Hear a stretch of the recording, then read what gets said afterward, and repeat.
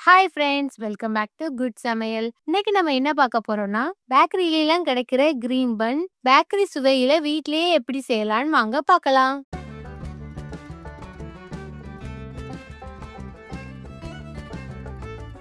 First நம்ம பன் பண்றதுக்கு ஈஸ்டை activate பண்ணி வச்சுக்கலாம். ஒரு பவுல்ல 3/4 கப் வெதுவெதுப்பான பால், 1 டீஸ்பூன் சுகர், 1 டீஸ்பூன் ஈஸ்டையும் சேர்த்து நல்லா மிக்ஸ் பண்ணிக்கலாம். இது 10 மினிட்ஸ் அப்படியே இருக்கட்டும். ஈஸ்ட் ஆக்டிவேட் ஆகி வரட்டும். ஈஸ்ட் ஆக்டிவேட் ஆயிடுச்சு. இந்த மாதிரி பபிள்ஸா நல்லா நுரைச்சி வந்திருக்கும். வேற ஒரு பவுல்ல 2 கப் மைதா மாவு, நீங்க கோதுமை மாவு கூட எடுத்துக்கலாம். 3 டேபிள் ஸ்பூன் ஒயிட் சுகர், இதை நல்லா மிக்ஸ் பண்ணி விட்டுக்கலாம். ஈஸ்ட் கூட இந்த மாவை சேர்த்துக்கோங்க. 1/4 டீஸ்பூன் உப்பையும் சேர்த்து நல்லா மிக்ஸ் பண்ணி எடுத்துக்கலாம். இதை நல்லா மிக்ஸ் பண்ணி எடுத்தாச்சு. ஒரு பெரிய பிளேட் இல்லைன்னா நீட்டா இருக்க பிளேஸுக்கு மாத்தி நல்லா பிசைஞ்சு எடுக்கணும். மாவு ஒட்டாம இருக்கிறதுக்கு 1 டீஸ்பூன் எண்ணெய் சேர்த்து நல்லா தடவி விட்டுக்கோங்க. மாவை இதுல வச்சுட்டு லைட்டா விரிச்சு விட்டுக்கோங்க. 3 டேபிள் ஸ்பூன் பட்டரையும் சேர்த்து நல்லா சாஃப்டா பிசைஞ்சு எடுத்துக்கோங்க. ஃபர்ஸ்ட் பிசையும் போது ஒண்ணு சேராத மாதிரி தான் இருக்கும். 10 மினிட்ஸ் இந்த மாதிரி இழுத்து இழுத்து நல்லா பிசைஞ்சுக்கோங்க. அப்போ சாஃப்டா வந்துடும். இந்த மாதிரி பிசைஞ்சு எடுத்துக்கோங்க. ஒரு பவுல்ல லைட்டா எண்ணெய் தடவிட்டு இந்த மாவை வச்சிடலாம்.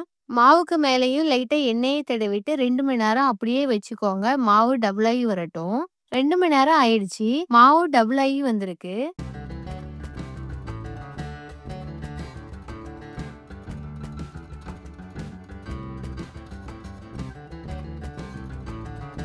இந்த மாவை நான் 6ஆ பிரிச்சிருக்கேன். எல்லாத்தையுமே எந்த ஒரு கிராக்கும் இல்லாம நல்லா சாஃப்டா உருட்டிக்கோங்க. ஒவ்வொரு பன்னுக்கும் இடையில இந்த மாதிரி கேப் விட்டு வச்சுக்கோங்க. ஒரு 1/2 மணி நேரம் அப்படியே இருக்கட்டும். இது கொஞ்சம் கூட பெருசாகி வரட்டும். பன்னு கொஞ்சம் பெருசாகி வந்திருக்கு. இதை நம்ம பொரிச்சு எடுத்துக்கலாம். எண்ணெயை கொஞ்சம் சூடுபடுத்திக்கோங்க. அடுப்பை லோ ஃப்ளேம்ல வச்சுட்டு பன்னை போட்டுக்கலாம். லோ ஃப்ளேம்ல வச்சு பொரிக்கும் போதுதான் பன்னுக்குள்ளையெல்லாம் கரெக்டா வெந்து வரும். ஒரு பக்கம் பொரிஞ்சதுக்கு அப்புறம் மறுபக்கம் திருப்பி போட்டுக்கோங்க. இந்த மாதிரி பிரவுன் கலர்ல பொரிச்சு எடுத்துக்கோங்க.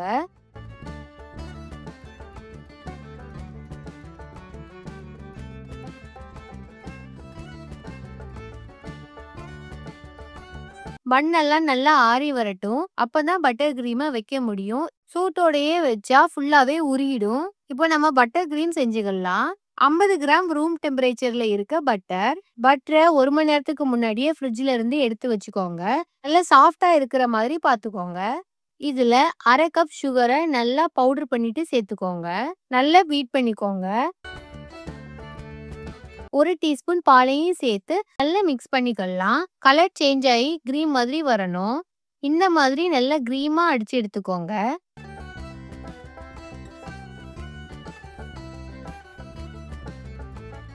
பன்னு நல்லா ஆறிடுச்சு. கிரீமை உள்ள வைக்கிறதுக்காக நடுவில் கட் பண்ணிக்கலாம்.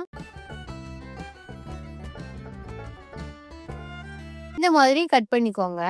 கிரீமை 1/2 டீஸ்பூன் வச்சுக்கோங்க. கரெக்டா இருக்கும். ரொம்பவும் டேஸ்டான ஸ்வீட்டான பேக்கரி சுவையில நம்ம செஞ்ச கிரீன் பன் ரெடி ஆயிடுச்சு. நீங்களும் இந்த மாதிரி செஞ்சு பார்த்து கமெண்ட் பண்ணுங்க. இந்த வீடியோ பிடிச்சிருந்தா லைக் பண்ணுங்க, ஷேர் பண்ணுங்க, சப்ஸ்கிரைப் பண்ணுங்க.